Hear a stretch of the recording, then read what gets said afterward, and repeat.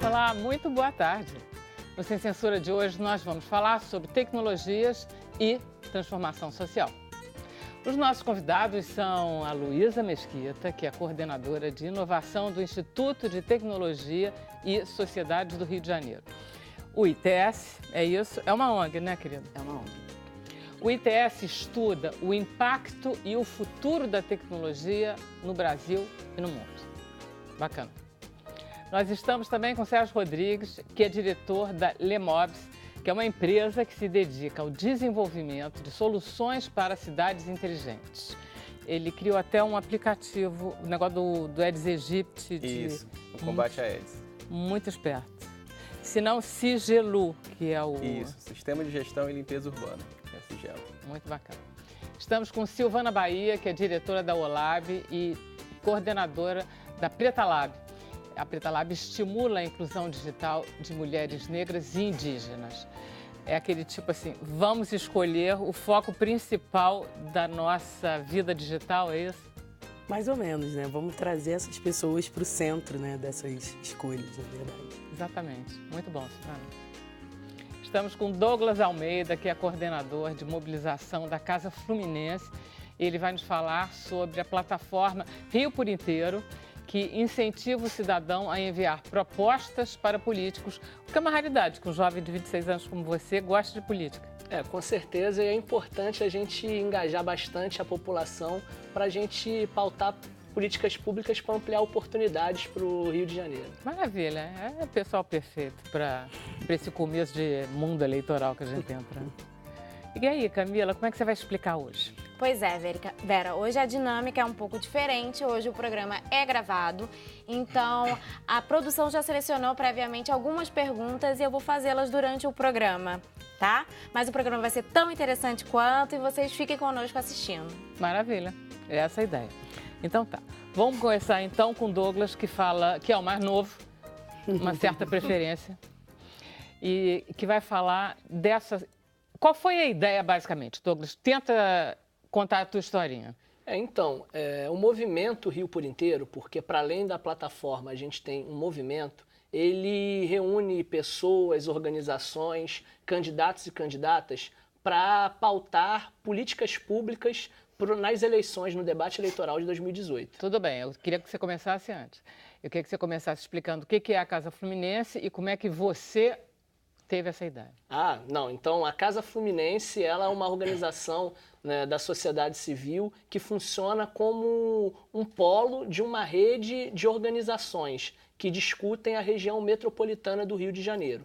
Né? E a Casa Fluminense, ao longo dos anos, ela existe desde 2013, ela sempre, nos anos de eleição, ela constrói uma agenda de políticas públicas junto com uma rede de parceiros para debater políticas públicas para a região metropolitana do Rio de Janeiro. Isso sempre na rede, sempre na internet, sempre na web? Sempre com esse documento, que é a Agenda Rio 2030, um documento no papel, mas também fazendo nas redes sociais e buscando o apoio, né, e o comprometimento de candidaturas e de políticos, né, tanto no Legislativo e Executivo. Essa agenda ela foi estabelecida pela ONU para o município do Rio de Janeiro, para a cidade do Rio de Janeiro, para o estado do Rio de Janeiro, como é que foi isso? Essa agenda, na verdade, é uma agenda da Casa Fluminense com um grupo de parceiros, né, da região metropolitana, onde a gente tenta trazer para o local a agenda global, né, dos ODS. Então, é uma agenda Rio 2030. A gente pensa políticas públicas, né, constrói políticas públicas para o Rio metropolitano. Dá um exemplo de 2 parceiros, por exemplo. A gente tem aqui o próprio ITS, que assina também a agenda. A gente tem na Baixada Fluminense o Fórum Grita Baixada, que trabalha também com a questão da segurança pública e diversos parceiros da região metropolitana. E diga 2 pontos da agenda 2030 que, enfim, que são prioridades? Eu acredito que duas prioridades. Primeiro, quando a gente pensa a mobilidade urbana. É fundamental, né, muito importante que a gente costuma falar muito de transporte e esquece da qualidade dos serviços do trem. Então, uma coisa que a gente coloca é dar aos trens a qualidade do metrô. O metrô é algo que a gente fala bastante, circula pela zona sul do Rio de Janeiro, mas quando a gente vai para o subúrbio, quando a gente vai para a Baixada Fluminense, 600 mil pessoas por dia andam de trem, circulam nos trens. Então é importante que o trem tenha a qualidade do metrô. E pensando também, né, as periferias e o subúrbio, olhar para a questão da segurança pública. E a gente, né, quando a gente fala de segurança pública, a gente está falando de direito à vida. E direito à vida é reduzir as mortes violentas com foco na Baixada Fluminense. Porque a Baixada Fluminense ela tem uma taxa de homicídios que é o dobro da capital. Então a gente coloca que é importante reduzir homicídios na Baixada Fluminense. Muito bom. Gostei de tudo isso. Agora vamos então chegar a essa plataforma aí da participação política. Tem um nome? Isso, é Rio por Inteiro. Rio por Inteiro. Na internet é fácil acessar rioporinteiro.org.br. Né? Então essa plataforma ela reúne essas propostas da agenda, né, Rio 2030, mas também reúne outras propostas que cidadãos e cidadãs podem cadastrar. E a gente construiu, né, nesse ano de 2018, esse movimento que reúne pessoas, candidatos, candidatas e organizações para pautar políticas públicas nessas eleições. E a gente tem tanto um campo virtual, né, que é a plataforma Rio por Inteiro, onde a pessoa pode se cadastrar nessa plataforma, ela pode cadastrar também propostas, apoiar propostas, né, tanto de pessoas quanto de organizações, e a partir, né, do processo, quando começar as eleições, quando começar o processo eleitoral, que é 17 de agosto. O 16 de agosto, né, os candidatos e candidatas, eles entram na plataforma e assumem compromisso com essas propostas que a sociedade civil colocou. E interessante que em determinado momento ali, próximo já das eleições, faltando 2 semanas, acontece o que a gente chama de Tinder da política, onde o cidadão ele acessa a plataforma e vai ver, através das propostas e de outros filtros, quais organizações e quais candidatos combinam com ele. Gostei do apelido. Olha só, vocês já testaram o Tinder em outras eleições?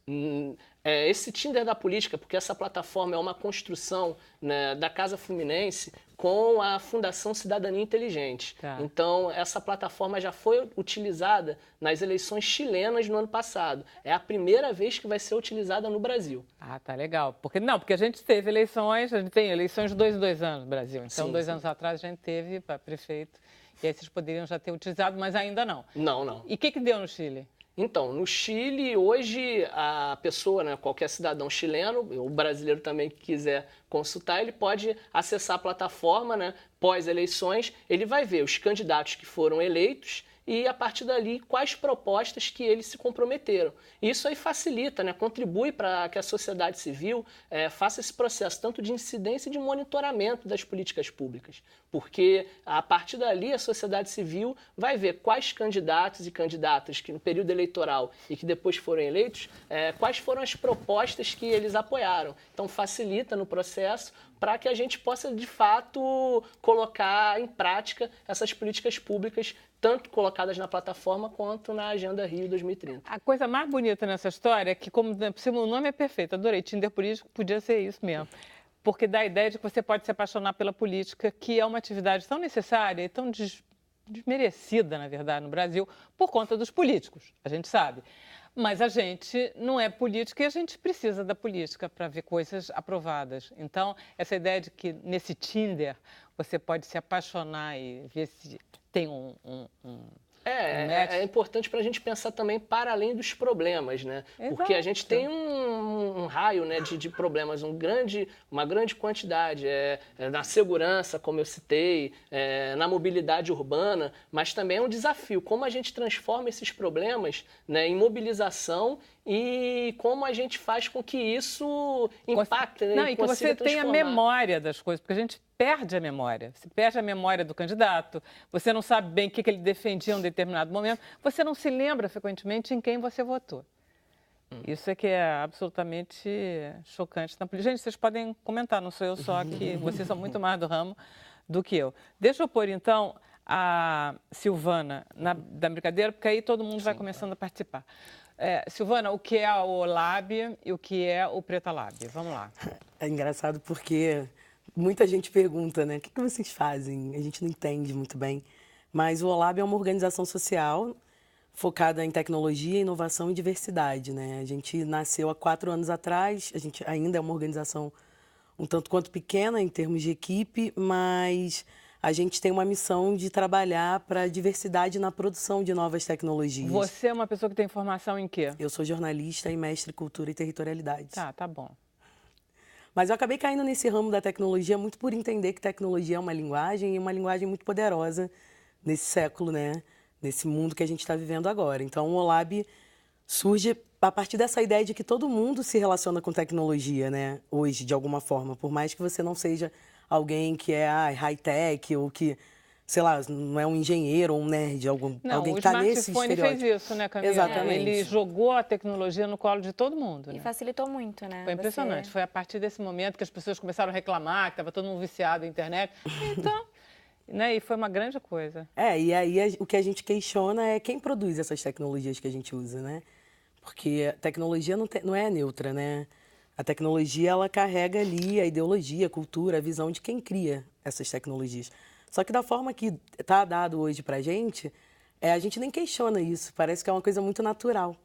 Então, a gente nasce muito com essa missão de convidar o cidadão comum, né, a entender um pouco mais sobre esses processos. Eu falo sempre qualificar, talvez, essa relação com as tecnologias, entender um pouco. E aí, a gente também cabe dizer que a gente entende tecnologia de uma forma mais ampla do que o senso comum, assim, né? Para a gente, tecnologia não é necessariamente só o que é digital. Isso também é uma forma de atrair outras pessoas para tentar pensar isso, né? Essas mudanças que o mundo está vivendo. E aí a gente entende tecnologia como marcenaria também, enfim, eletrônica, bordado, crochê, e cria metodologias para aproximar, né? Tipo, a gente tem um curso que é Costura High-Tech, que é, enfim, envolve conhecimentos de corte, costura, bordado, com impressão 3D, eletrônica aberta, enfim. Essa ideia de que o mundo está se tornando todo ele tecnológico e que a gente tem que aprender desde já, é isso? A gente tem que entender um pouco o que é isso que está acontecendo, né, eu acho. E o foco de vocês é especialmente mulher e negra? Não, então, o OLAB, a gente trabalha por diversidade na tecnologia. Nosso espaço aqui em Botafogo, no Rio, é para vários tipos de pessoas, só que a gente, desde o ano passado, a gente começou um projeto, que é o projeto que eu coordeno, que se chama Preta Lab, que é um projeto de estímulo a mulheres negras e indígenas nesses universos, né? Tanto da tecnologia quanto da inovação. E aí, por que mulheres negras, né? Por que mulheres indígenas? Porque a gente é a base da pirâmide social, né? E um país como o nosso, como o Brasil, a gente sabe que não partimos do mesmo lugar. Inclusive, quando a gente fala de mulher, né? Isso é um guarda-chuva muito grande. Então, por que não estimular as mulheres negras também nessa discussão, né?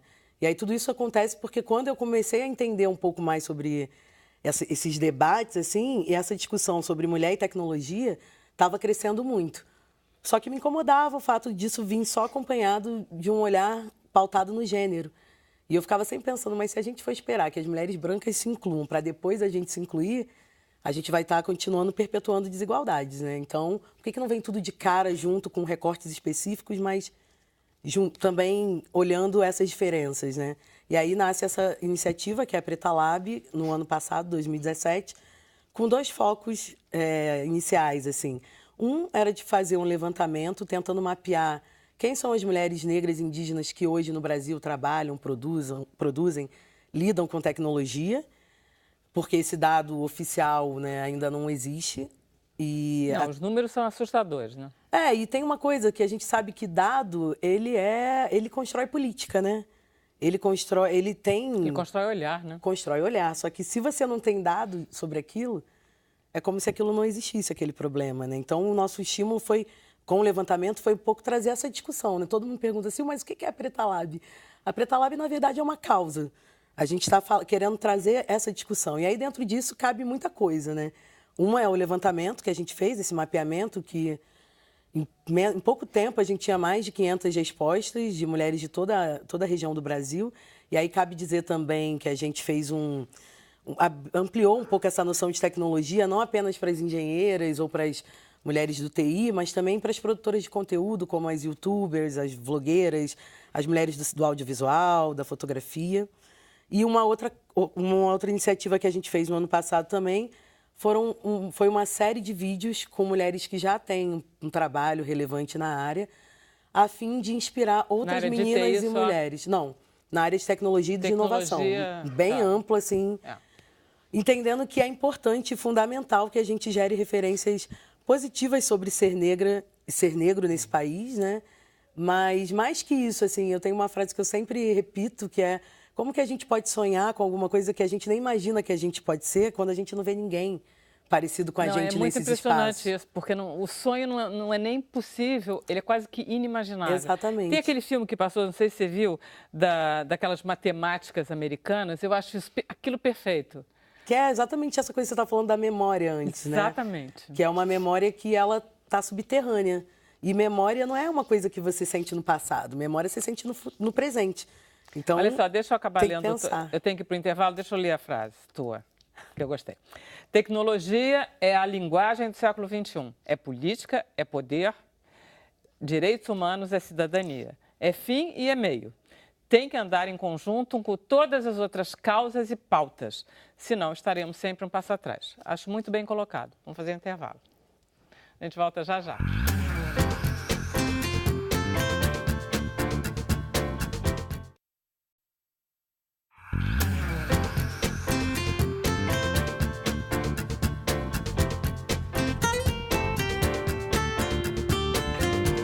Então, estamos de volta. Deixa eu perguntar para a Camila que temos. Olha, Vera, das perguntas que a gente selecionou previamente, uma delas é da Vanessa Marques. E ela pergunta para o Douglas como vão ser cobradas a realização dessas ações, né? Pós-eleitoral, pós-eleição. Então, a plataforma, né, ela tem essa ideia, né, de reunir essas propostas da sociedade civil. E uma das formas, né, de cobrar o político eleito é pela própria manutenção da plataforma. A plataforma vai continuar no ar após as eleições, então tem aquele próprio constrangimento se o político se comprometeu com uma coisa e ele não está colocando para frente aquilo que ele se comprometeu. E um outro passo, né, algo que a gente, na Casa Fluminense, chama muito, é a cultura de monitoramento. E aí é fundamental que a sociedade civil, que ela se coloque nesse espaço, né, de cobrar, de monitorar, pressionar, de buscar formas de colocar também, de pressionar o político eleito para que aquela proposta, para aquela política pública, de fato, vá para frente e se transforme, né, numa política pública que contribua para a ampliação de oportunidades e redução de desigualdades. Maravilha. Tem uma pergunta, desculpa. Tem uma pergunta também para Silvana Bahia. Pode Tudo fazer? Bem. Vai lá. É da Lorena Martins. Ela pergunta se a sua percepção mudou a partir do projeto da necessidade da mulher negra a respeito da tecnologia. Se antes você pensava uma coisa, qual era a necessidade dela, e depois de estar inserida no projeto, você percebeu que a necessidade era diferente ou não? Não, eu acho que uma mudança, assim, é que eu encontrei muito mais mulher negra do que eu achava que eu fosse encontrar, assim. E é muito legal porque são mulheres das 5 regiões do país e que estão pensando, produzindo tecnologias de 1000 formas. E isso é muito interessante, né? Porque quando a gente começa um trabalho como esse, a gente meio que não sabe muito o que a gente vai encontrar. E segundo, que a gente não tem respostas também, né? Para muitas questões que a gente tem. Então, acho que uma das surpresas foi... No final, a gente já tinha 750 mulheres numa base. A gente sabe que isso é pouco e que também a gente não conseguiu chegar em todas, furar todas as bolhas, né? Mas para um levantamento informal, feito na rede, acho que é um bom número. É um bom começo, né? Sim. Sérgio, vamos lá. Você é o CEO da Lemobs. Isso. Então, conta um pouquinho a história dela, quando começou, qual foi a tua ideia. Tá. A Lemobs, ela é uma empresa de base tecnológica. Nós estamos incubados no Parque Tecnológico da UFRJ. Da COP, né? Na COP, exatamente. e é formada por egressos da COP, do FRJ. Você é engenheiro? Sou. Fiz ciência da computação, né? E fiz mestrado e doutorado em engenharia de sistemas de computação. E foi super casual que nós criamos a empresa, porque há uns 4 anos atrás, o nosso grupo, né, de pesquisa, enquanto a gente fazia doutorado, mestrado, nós desenvolvemos aqui no Rio de Janeiro o programa Lixo Zero, aquele que fiscaliza, né, quem joga lixo na rua. E daí a gente pensou, nossa, um projeto bacana, né? Podia estar em todo o país e a gente podia trabalhar um pouco mais com essa parte de cidades inteligentes. Montamos a empresa, participamos do processo de seleção, entramos lá na incubadora. E hoje a gente desenvolve produtos específicos para fomentar as questões de cidades inteligentes e também um pouco da indústria 4.0, com muito foco no que nós encontramos como a melhor indicação para uma cidade inteligente, né? A gente fala muito de tecnologia, e aí a academia e a própria semântica da palavra tem muitos termos para essa questão de cidade inteligente, né? Mas para a gente, uma cidade inteligente é aquela que consegue aliar o crescimento econômico e a melhora de qualidade de vida para os seus habitantes, né? E isso pode envolver grandes tecnologias, mas também pode envolver eficiência em processos de gestão. Em atitudes corretas também. Exatamente. Né? E assim, eu estava vendo aqui os colegas, a Silvana e o Douglas comentando, a Silvana comentou uma frase interessante, assim, olha, dado gera política pública, né? E um pouco do que a gente faz é isso, como coletar dados para gerar políticas públicas, né?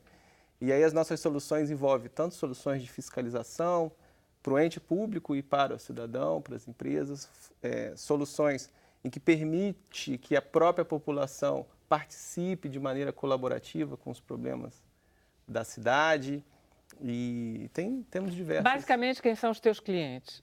É o setor público, são empresas?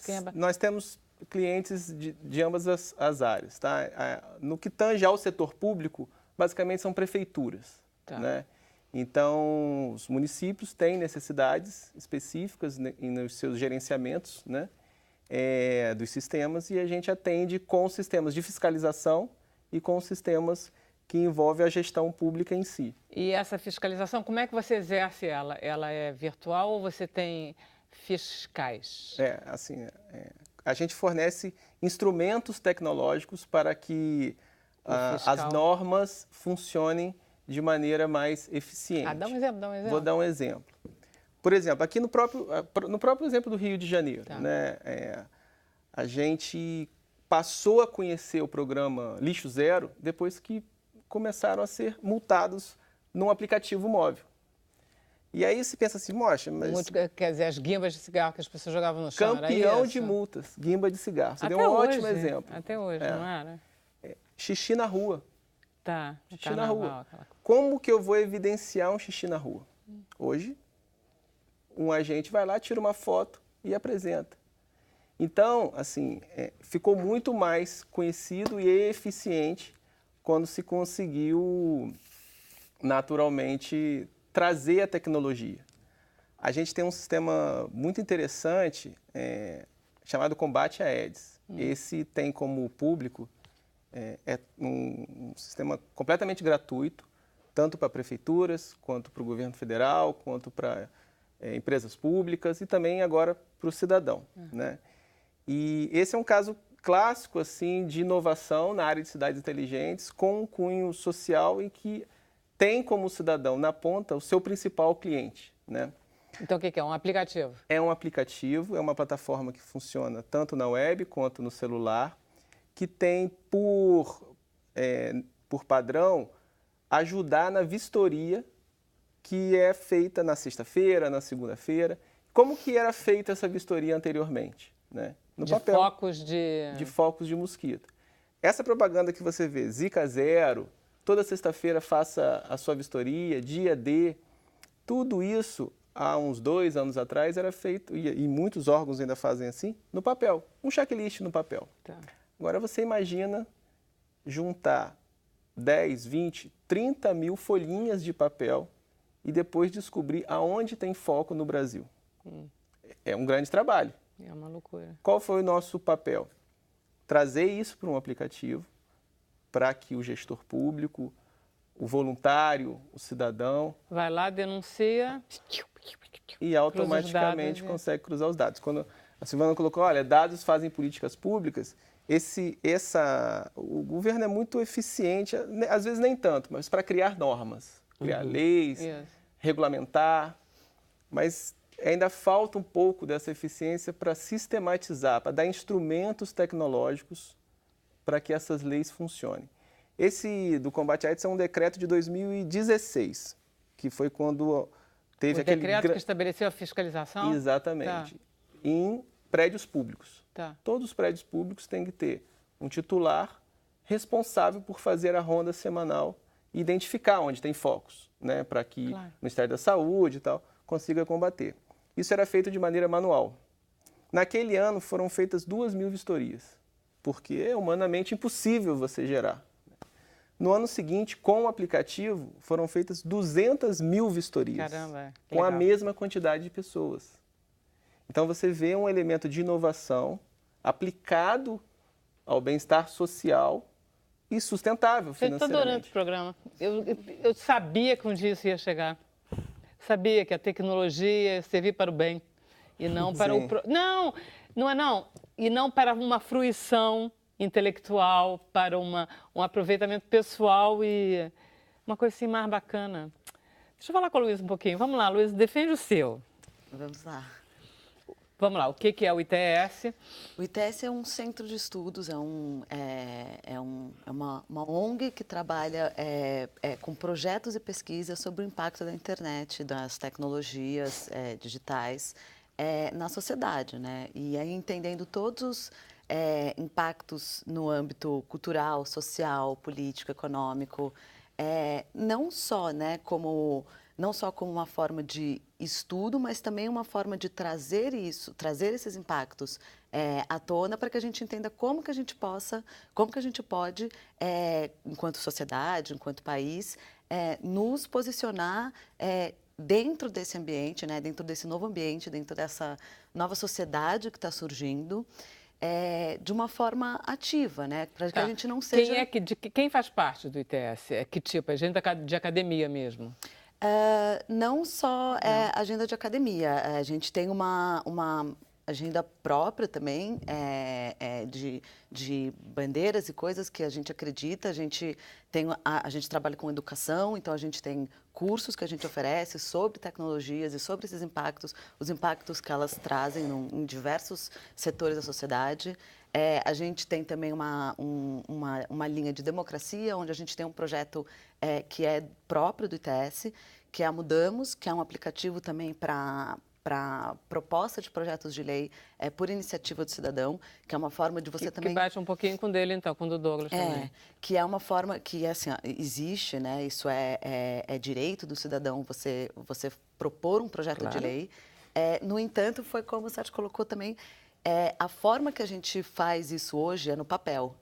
Então, a gente entendeu que você precisa de no mínimo 1 milhão de assinaturas para que aquele projeto daquela pessoa vá para a votação, né? Entre na pauta, entre na pauta.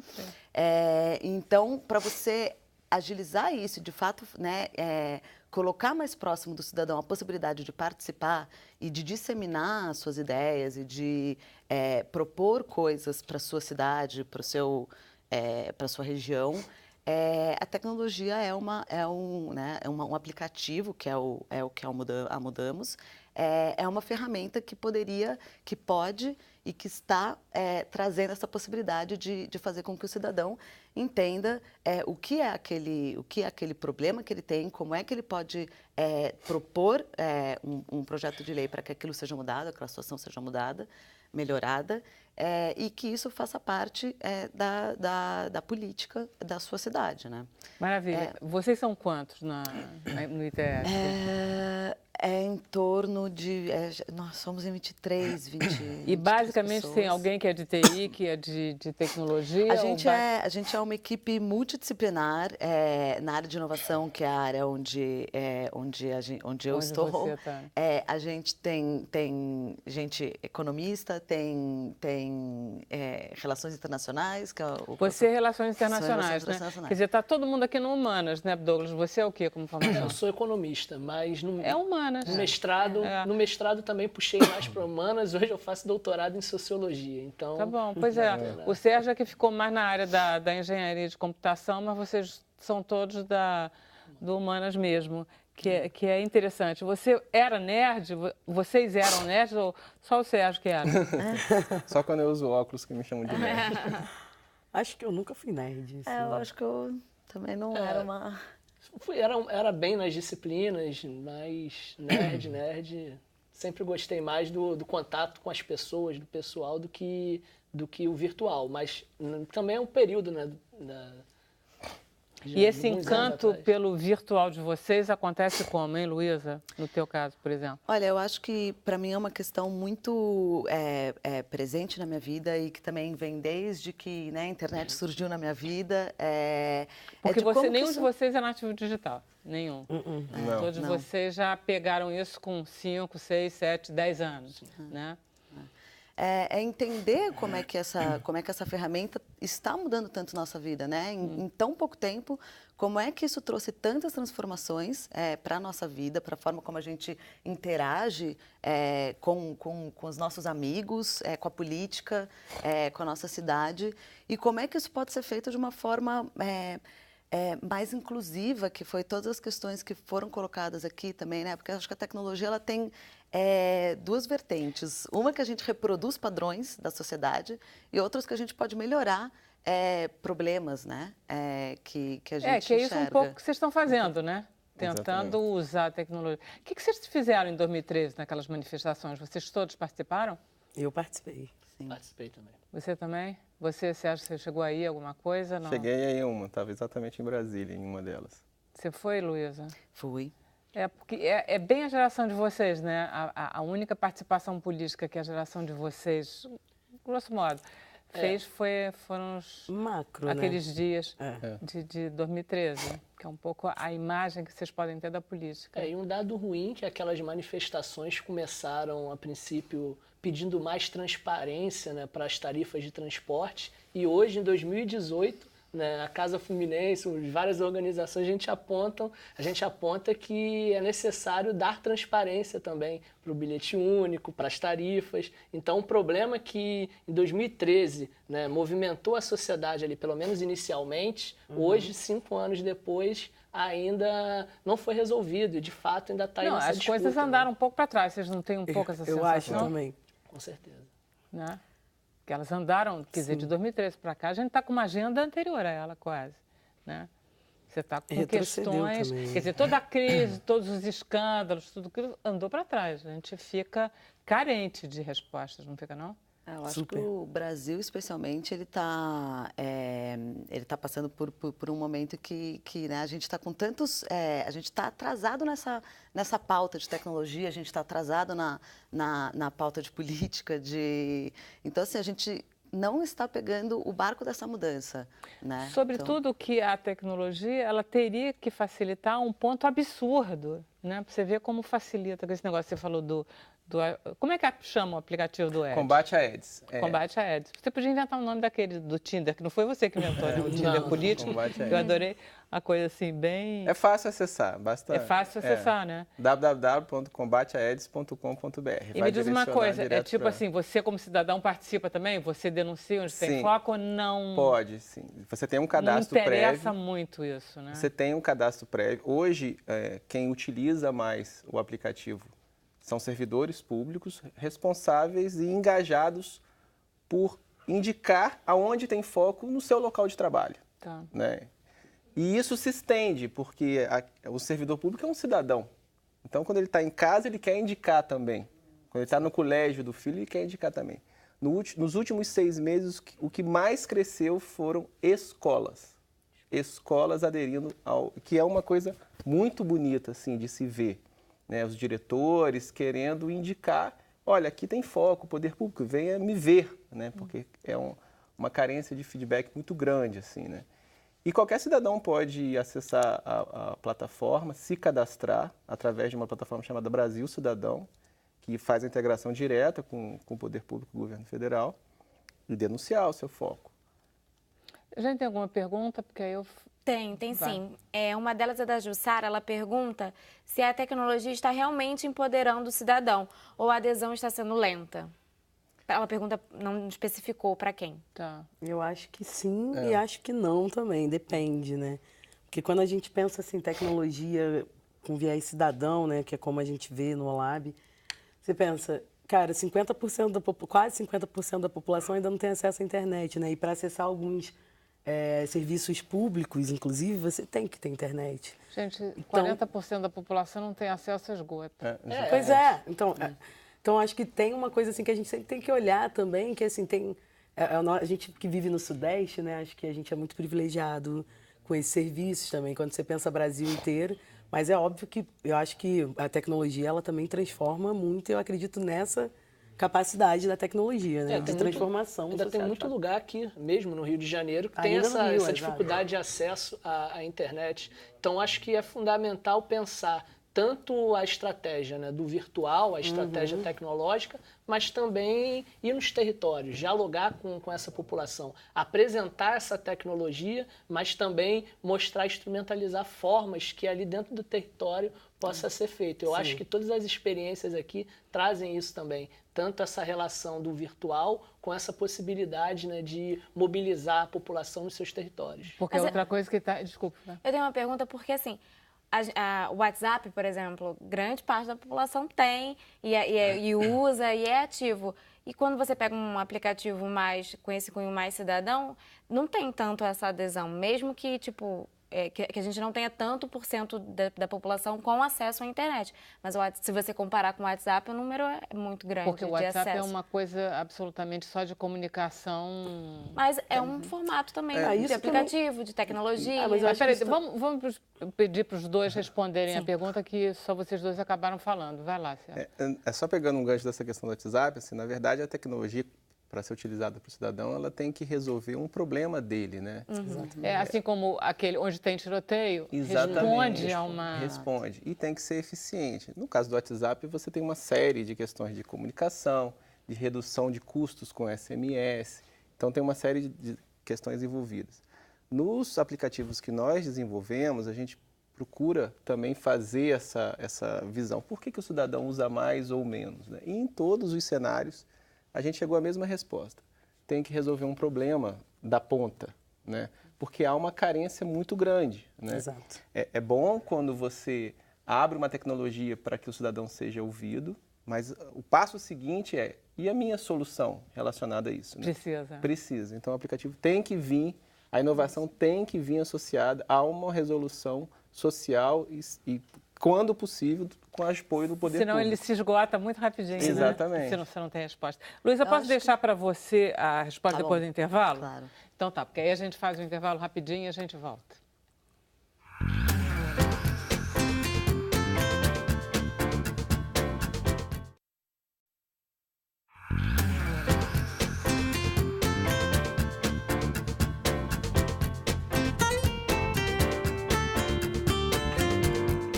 Estamos de volta com Sem Censura. Vamos passar a palavra para Camila Abreu. Pois é, tem uma pergunta aqui do Yuri da Silva. Ele pergunta se o Rio de Janeiro é uma cidade inteligente. Posso responder? Pode.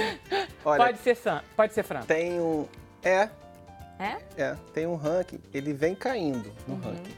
Sobretudo por conta da segurança e de saúde. Mas o Polo Tecnológico do Rio até aqui é bem posicionado. Tem um ranking sobre cidades inteligentes de uma organização chamada Connect Smart Cities. Eles fazem um evento todo ano. O ranking desse ano, o Rio de Janeiro está entre as 5. São Paulo, Curitiba, Rio, Belo Horizonte, Brasília, Florianópolis. E tem uma série de itens, né? Porque muitas vezes quando a gente fala em cidade inteligente, a gente acha que é sempre tudo muito conectado, sensores. Mas existem questões teoricamente mais simples, assim, modais de transporte funcionar corretamente, um agendamento de consultas na Aquele seção centro hospitalar, Rio que foi feito para... centro de operações do né? Rio, Eles gostam. com a parte de monitoramento de segurança em relação a câmeras. Então, o Rio cresceu muito com a Copa e com as Olimpíadas. A gente nota que vem caindo. Entendi. Então, o auge, eu diria que foi as Olimpíadas. Ainda está descrito, assim, ainda temos Ainda muito tem um a melhorar. restinho, né? Que ainda dá para recuperar um pouco. E pegando o gancho assim, de câmera, né? Infelizmente, muitas câmeras não funcionam no Rio. Então, a gente vê que está um processo, né? A gente viu isso bastante no caso do assassinato da vereadora Marielle. Né, que as câmeras não funcionavam próximo do Assim local. mesmo a gente conseguiu recuperar direitinho o trajeto e o que aconteceu. Camila, refaz aquela pergunta, porque Claro. aí a Luísa responde. É da Jussara, né? Ela perguntou se a tecnologia está empoderando realmente o cidadão ou se a adesão está lenta. Bom, acho que indo na linha do que a gente estava conversando, acho que está muito associado ao que a Silvana falou sobre linguagem, né? Eu acho que a gente está passando por um período de reaprender, né? Ou aprender mesmo essa novidade, essa nova maneira de se relacionar, de conversar, de se comunicar. E aí eu acho que, sim, por exemplo, quando a gente fala de cidades inteligentes, né? Na verdade, a gente acaba tendo uma visão que as cidades são inteligentes, mas, na verdade, as cidades inteligentes são cidades com pessoas inteligentes. Então, a gente tem que colocar, acho que nessa discussão e nessa agenda, a parte da educação e de como você faz com que a pessoa saiba lidar com essa nova ferramenta, né? E a gente fica com uma ideia, às vezes, a tecnologia é uma coisa difícil de lidar, uma coisa, enfim, complicada, né? Internet, tararã. Mas, na verdade, acho que é muito do papel nosso, né, enquanto organizações, enquanto governo, enquanto sociedade, se aproximar das pessoas com infraestrutura, com educação e com essas iniciativas que já existem, muitas e muito avançadas no Brasil, para incluir as pessoas que estão ainda de fora dessa discussão, né? Diz uma iniciativa dessas que você, que está nesse meio e que inclusive tem uma com Mudamos, uma iniciativa que você gosta ou que você gostaria de ver implantada.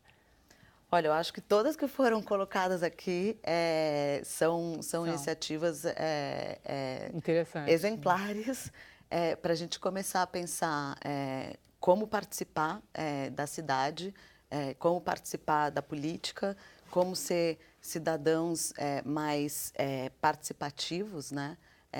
Mas eu acho que tem inúmeras outras, tanto no Brasil quanto fora do Brasil, de pessoas que já estão interagindo com a cidade no sentido do que elas querem para a cidade delas, né? Então, tem uma iniciativa, por exemplo, em Nova York, de um aplicativo também que as pessoas passam por lugares, por áreas que não estão sendo ocupadas na cidade, e aí é por meio de um aplicativo que elas colocam lá, e aí esse aplicativo é uma organização, eles acabam fazendo uma pressão pública também para que vão atrás da pessoa que é dona daquela área e fazem uma pressão pública para que aquela área seja utilizada de uma outra forma. Então, assim, constroem-se hortas urbanas, parques, inúmeras ações para você colocar o cidadão dentro daquela, aproveitando mais aquele espaço público, né? Ah, legal. Você tem alguma coisa assim nessa linha também que você gosta? Tenho. Na verdade, tem dois movimentos que eu gosto muito, assim, um é a agenda de compromissos do milênio, que agora é a agenda de compromissos do desenvolvimento sustentável. A gente estava conversando agora há pouco ali, que é uma série de compromissos, né, da ONU com os países. O Brasil assinou para assumir esse compromisso. A agenda da ODS é 2030, acho que o Douglas pode até explicar um pouco melhor. E a tecnologia pode ajudar nesse contexto sobre gerar indicadores para ver se as coisas estão melhorando mesmo ou piorando, né? Então, quando a gente fala de cobrar o poder público, cobrar o político, ter uma espécie de promessômetro aí para ver depois aquele que foi eleito se a promessa foi realmente cumprida ou não.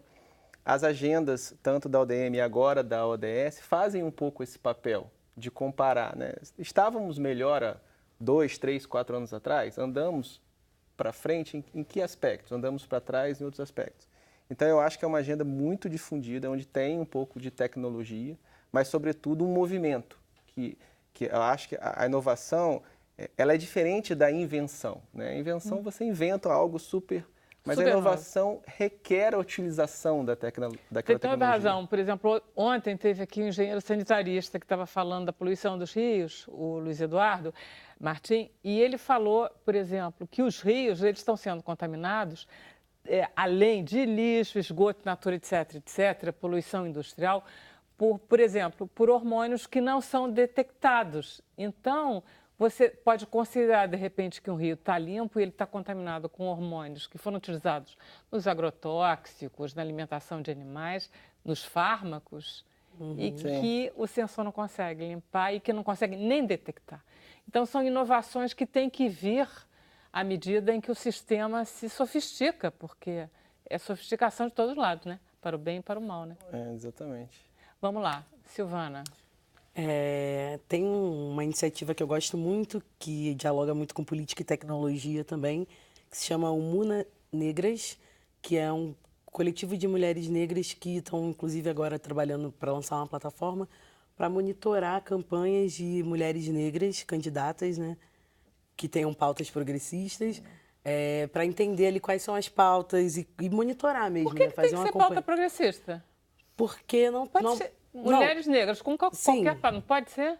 Poderia, mas assim, nessa Você estratégia... Você está entendendo o que eu estou falando? Sim, não, mas é numa estratégia de trazer para a luz coisas boas, né? Porque a gente parte do princípio que não é só ser negra ou mulher que você tá de acordo com pautas que são... Pois é. Então, exatamente. E a ideia ali é sair um pouco dessas bolhas e falar com outras pessoas e falar, ó, tem gente aqui fazendo isso, pensando assim. Acho que é mais, talvez na estratégia delas, é mais interessante do que... De qualquer maneira, o foco é esse, é interessante você trazer à luz. E uma outra iniciativa que eu gosto muito, que é nossos parceiros também, o Data Lab, que é um laboratório de narrativas de dados na favela da Maré, que é uma organização que está surgindo agora também, mas que tem um trabalho muito interessante em pegar todos esses dados que a gente vê e que não entende nada. Como que a gente traduz isso para uma linguagem mais popular, né? Porque eu acho que esse também é um grande gap, que dado a gente tem um monte, e pesquisa a gente sabe que ela serve para um monte de coisa, né? E ela também atende interesses, enfim. Mas como que a gente faz com que esses dados cheguem na população, né, como um todo, né? E acho que essa coisa de traduzir, de deixar esses conteúdos mais, sei lá, mais fáceis de entender, não apenas por gráficos e números, né? Talvez humanizar os dados. Humanizar os dados. Seja, que é duas das iniciativas assim que eu vejo que são bem interessantes, assim, que misturam tecnologia, cidadania, política, juventude. Esse foco político de vocês. Vamos aí, Douglas. Então, Vera, eu acho bem bacana a plataforma Voto Inteligente da Fundação Cidadania Inteligente, né, no Chile, né, que eles fizeram nas eleições chilenas do ano passado, tanto que nesse ano a gente, junto com outras organizações, traz, né, essa experiência para o Rio de Janeiro. Então, eu acho que é uma forma assim, de mobilizar a população, de trazer a população para discutir a política e assim construir também o que a gente, ao longo desse papo, vem falando, né? De transformar mesmo essa sociedade, mesmo às vezes de forma pequena ali no território, mas que impacta também, né, de uma forma grande no macro, né, e chega até mesmo nos Objetivos de Desenvolvimento Sustentável da ONU. Já estou mais animada para essa eleição. Camila, que temos de pergunta? Olha, tem uma pergunta aqui que eu acho que vai puxar um outro lado da tecnologia, que é da Karina Mamed. Ela pede para vocês falarem um pouco sobre privacidade e segurança na internet. Vamos lá. Grande pauta. Volta. Eu acho que assim, é aqueles dois lados da moeda ali da tecnologia, né? A gente está num momento em que tudo que a gente faz, a gente está gerando dados. A gente tá imerso em dados e são esses dados que estão levando a gente a essa superconexão, conectividade, onde a gente gera soluções, onde a gente gera políticas públicas e tal. Foi alinhado ao que eu, né, tinha falado antes sobre o Brasil. A gente está um pouco atrasado nessa pauta. Tem diversos países que já têm leis aprovadas sobre proteção de dados, que no mundo de hoje é fundamental para a gente conseguir avançar nessa pauta de inovação a partir do uso de tecnologia, né? A gente precisa, é aquela coisa da educação também, a gente precisa ser transparente com a sociedade, com os cidadãos e com todo mundo, de como que a gente está usando, como que as empresas estão usando, como que o governo está usando, e como que a gente está lidando com essa quantidade de dados que nós estamos gerando para essas organizações, né? Você acha que a tecnologia ela estará nos ajudando no sentido de maior transparência? Eu acho que sim. Ou sim ou que não? Eu acho que tem esse potencial. E aí acho que também é um pouco no que já foi dito aqui.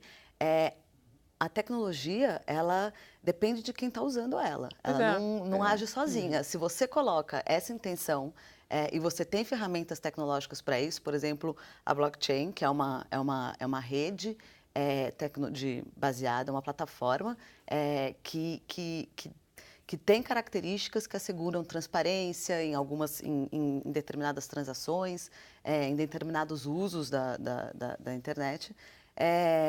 Então, você tem já ferramentas e recursos que faz com que a tecnologia traga essa segurança ou essa forma de usar mais segura e mais transparente. Mas dependendo de como você né, quem é que está usando, quem é que está desenvolvendo, se a pessoa, ou enfim, se quem estiver por trás dessa implementação não colocar essa intenção, não, vai por água abaixo. Você acha isso também, Sérgio? Olha, acho que se pesar os lados, me parece que é muito mais positivo do que negativo, né? Eu acho que isso é consenso. A questão da privacidade e da segurança, ela tende a crescer esse debate, né? Na Europa, ela comentou, está sendo implementado agora um grande projeto sobre essas questões de privacidade e segurança. O Brasil está um pouco atrasado nisso, sim. É tudo motivado pelos escândalos eleitorais do Trump, os vazamentos e do Brexit, dados. E o nosso querido Facebook, como é que é o nome? Do Mark Zuckerberg, as atitudes dele, né? E é o lado ruim digamos assim, dessa liberdade em que se tem. Porque quem está do lado de cá, né, do computador, vai escrever. Esse empoderamento é para o bem e para o mal. Felizmente, é muito melhor, né, e que continue assim, né? Só que as ferramentas, a regulamentação, eu não acredito que o governo tenha poder de regulamentar esse tipo de cenário, né? Eu acho que vão ocorrer iniciativas para facilitar a detecção das pessoas que fazem o mal. Eu acredito nesse cenário. Porque qualquer tipo de censura é muito ruim, assim, graças a Deus a internet ela veio por um viés mais libertário do que o viés da segurança nacional, que é onde ele poderia ter começado. E afeta muito a questão. Essa é uma questão sensível no desenvolvimento de alguns sistemas. Por exemplo, quem trabalha com sistemas relacionados à saúde, né? Como é que é a questão da privacidade e segurança do seu dado de saúde? Né? Ela comentou de blockchain. Até que ponto você quer ter segurança do seu dado de saúde? Se você está são, ok. Agora, se você passar mal... E se você se encontrado no meio da Tailândia... Exatamente. Então, são questões que precisam ser discutidas. Há regulamentações também nesse cenário. Isso tudo vai ter que ser regulamentado à medida que for saindo. Você quer fazer uma pergunta? Não, era só tá que... Bom. Então tá, porque assunto... de repente estão querendo terminar o programa e eu preciso ouvir a Silvana e o Douglas ainda. Vamos lá, Silvana. Eu acho que concordo com o que eles dizem e penso que a gente também tem que trazer a galera que usa, né? Porque acho que poucas pessoas têm noção muito sobre o que é vigilância, o que é dado, estou falando de senso comum, né? Não dessas bolhas que a gente já está. E a gente precisa entender um pouco melhor sobre esses processos também, né? Que dado é isso, né? Ele tem um valor hoje enfim, é grande para governos, para as corporações. Então, eu fico sempre pensando assim, que a gente tem que olhar um pouco com um olhar mais crítico, né, para isso. E assim, não a gente que está trabalhando nesse mercado, mas quem está usando, né? Porque as pessoas, no geral, não sabem. Não sabe não. Você foi bem de citar o WhatsApp, foi um ótimo exemplo. Vamos lá, Douglas.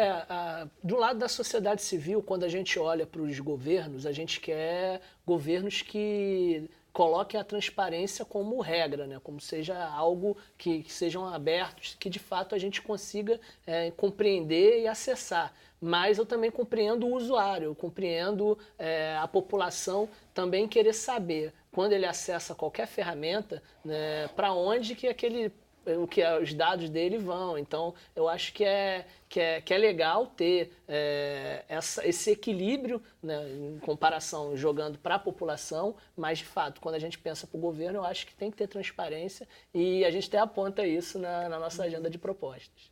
Maravilha. Gente, muito bom. Queria agradecer muito a Luísa, ao Sérgio, a Silvana e ao Douglas. Camila, vamos ficando por aqui? Vamos. Ok. Até amanhã, 5h30.